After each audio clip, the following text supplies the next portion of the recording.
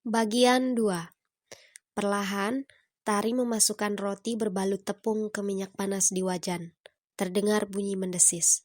Ia meraih penjepit dan membolak-balik roti yang mulai kecoklatan. "Kamu melihat handukku?" Tari terlonjak kaget. "Astagfirullah." Ia menoleh ke suaminya yang berdiri di dekat meja makan. "Handuk kamu?" "Iya, handuk biru." Tari mematikan kompor, lalu mengangkat roti dan meniriskannya. Ia mencuci dan mengelap tangannya. "Aku mencucinya kemarin. Sebentar, kuambilkan yang baru." "Kamu mencucinya? Sejak kapan tugas mencuci pindah ke istrinya?" "Ada Bu Darmi, asisten rumah tangga mereka yang biasa mengerjakan semua pekerjaan rumah." "Iya." Tari menuju servis area di belakang rumah, hendak mengambil handuk bersih untuk suaminya. "Bu Darmi kemana?" Bian duduk di meja makan sembari menunggu istrinya. "Sakit." Tari kembali dan menyerahkan handuk. "Sudah 2 hari." "Jadi kamu yang mengerjakan pekerjaan rumah?" Bian menerima handuk dari istrinya. "Iya." "Kenapa?" "Sudah 1 bulan mereka menikah." Tari hafal apa yang biasa dilakukan asisten rumah tangganya itu. Menyapu dan mengepel rumah, mencuci piring, mencuci pakaian, menjemur, menyetrika, memasak, membersihkan teras, dan menyiram tanaman. Bukan hal sulit, ia sudah terbiasa melakukan pekerjaan rumah saat di rumah Pak D-nya. "Lain kali panggil cleaning service saja." Bian beranjak berdiri menuju tangga. "Aku bisa kok," sahut Tari. "Aku tidak mau berutang padamu," sergah Bian sembari naik ke lantai 2. Ia bahkan tidak menoleh saat mengucapkan kalimat itu. Tari menarik nafas panjang. "Dasar manusia datar," batinnya. Ia kembali ke dapur untuk menyiapkan sarapan. 30 menit kemudian suaminya turun, siap pergi bekerja. Tari meletakkan ponsel di meja. "Sarapan dulu," ajaknya seraya beranjak berdiri. Bian berhenti sebentar di dekat meja makan. Sudah tersedia segelas jus jeruk dan roti goreng. "Aku sarapan di kantor." Bian melanjutkan langkah ke teras. "Aku sudah menyiapkan sarapan untuk kamu bawa." Tari membawa tas kecil berisi kotak makanan dan mengikuti suaminya ke depan. "Tidak usah repot-repot," sahut Bian seraya masuk ke mobil. Merasa tidak perlu berpamitan kepada Tari, apalagi mengambil sarapan yang sudah disiapkan istrinya itu. Tari memandang mobil suaminya yang sudah keluar dari garasi dan menarik nafas masyghul. Ia mengangkat tas di tangannya. "Sepertinya kamu kurang beruntung hari ini." Tari menutup pagar dan masuk. 1 hari lagi terlewat tanpa suaminya menyentuh sedikit pun sarapan yang telah disiapkan. Ia duduk di meja makan dengan lemas. Selalu seperti ini setiap paginya. Ia menyiapkan sarapan dan Bian mengabaikannya. Rasanya sakit hati, capek, dan ingin marah. Tetapi ia teringat kembali kesepakatan yang suaminya buat. Tidak usah repot-repot menyiapkan makanan. Salahnya juga, kenapa kekeh menyiapkan sarapan. Ponselnya di meja berbunyi. Tari melihat ke layar. Mama mertuanya. "Halo, Assalamualaikum, Ma." Tari mengangkat teleponnya. "Waalaikumsalam. Halo, Tari. Bian ada di rumah?"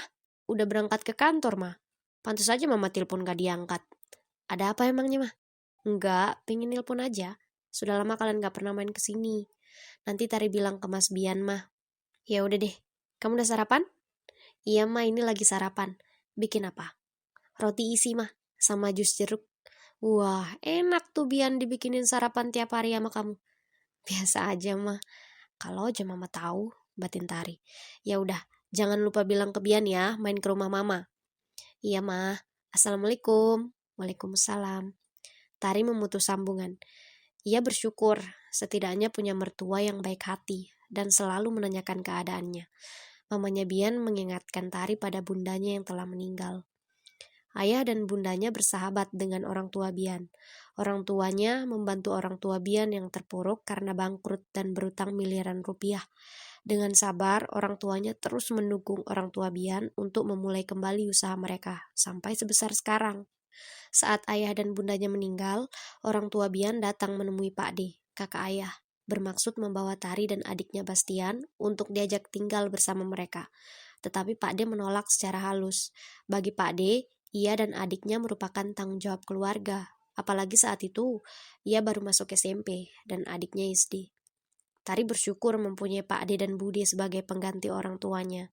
Kalau saja tidak ada keduanya, mungkin ia tidak akan menjadi seperti sekarang, tumbuh menjadi perempuan yang mandiri dan bahagia. Menikah dengan Bian tidak pernah disesalinya. Ia yakin Bian akan berubah suatu hari nanti, dan ia menantikan saat itu tiba. Walau itu artinya harus bersaing dengan perempuan lain, perempuan yang dicintai suaminya. Tari terbangun saat mendengar pintu depan dibuka. Ia bangkit duduk dari sofa dan menyipitkan mata, silau oleh lampu ruang televisi yang masih menyala. Dilihatnya jam di dinding, pukul 11 malam. Larut sekali suaminya baru pulang. Baru pulang, sapa Tari saat Bian melewatinya. Langkah Bian terhenti. Kenapa belum tidur? Aku menunggumu. Tari beranjak berdiri. Ia membetulkan letak kerudungnya yang berantakan. Kamu sudah makan? Berapa kali harus kubilang, tidak usah menunggu dan tidak perlu menyiapkan makan malam, serga Bian.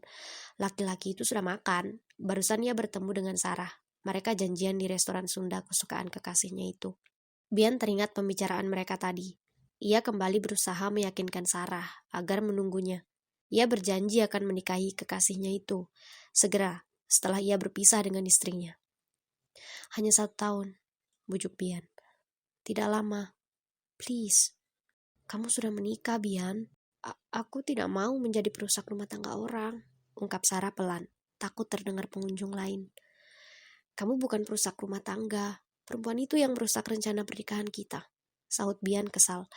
Kalau saja Tari tidak pernah masuk dalam kehidupannya, tentu ia sudah menikah dengan Sarah saat ini. Aku sudah melepaskanmu. Aku tidak ingin menjadi orang ketiga. Bian meraih tangan Sarah di meja dan meremasnya pelan.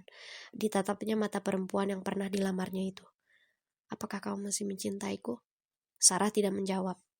Ia menolak menatap mantan tunangannya itu. Aku...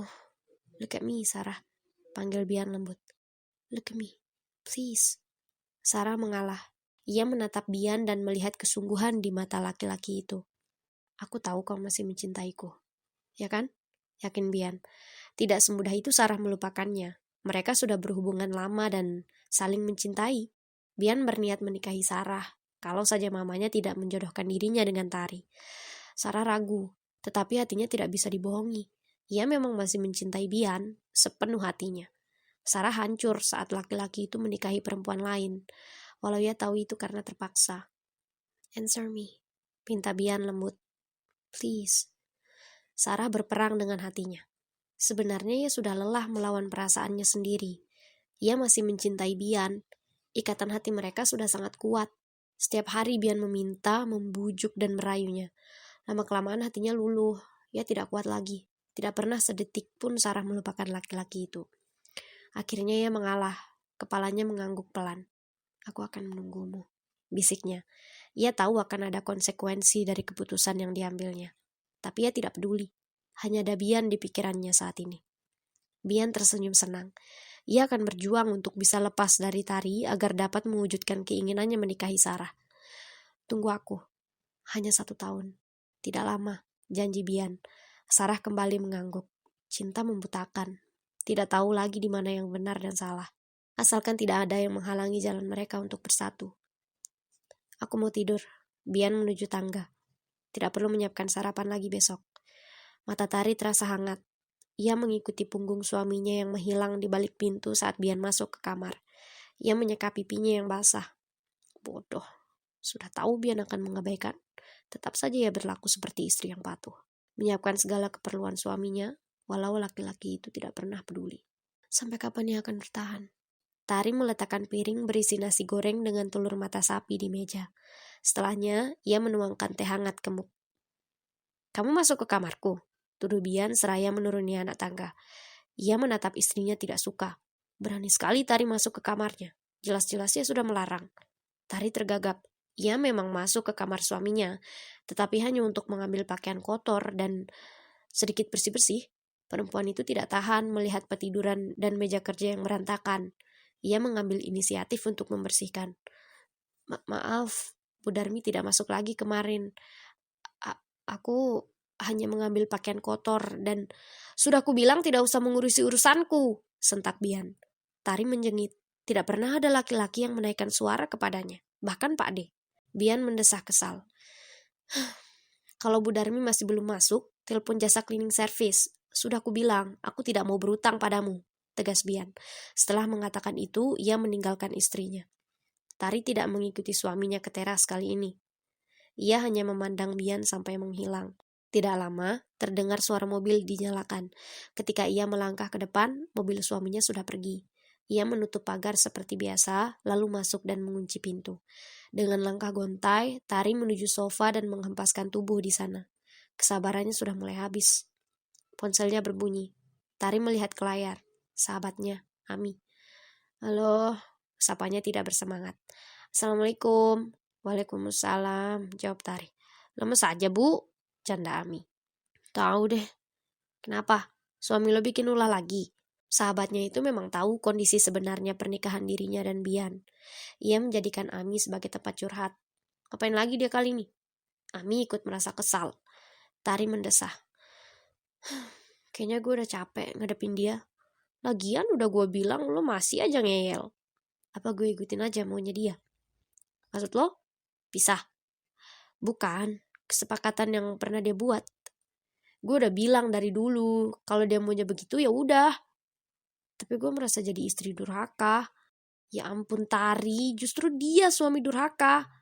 Apa pernah dia peduli sama lo? Tari menarik nafas dan menghembuskan pelan. Suaminya tidak pernah peduli padanya.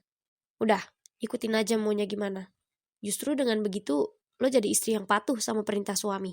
Bukannya dia nyuruh lo untuk urusin urusan lo sendiri dan gak ngurusin urusan dia. Ya udah. Tari ragu. Apa ya seperti itu? Tetapi ia juga lelah. Bian tidak pernah menghargai usahanya sebagai istri. Oke, gue coba deh. Nah gitu dong. Tari kembali mendesah. Mudah-mudahan keputusan yang diambilnya benar. Kalau Bian menginginkannya untuk tidak peduli, maka itu yang akan ia lakukan. Besok ia akan memulainya.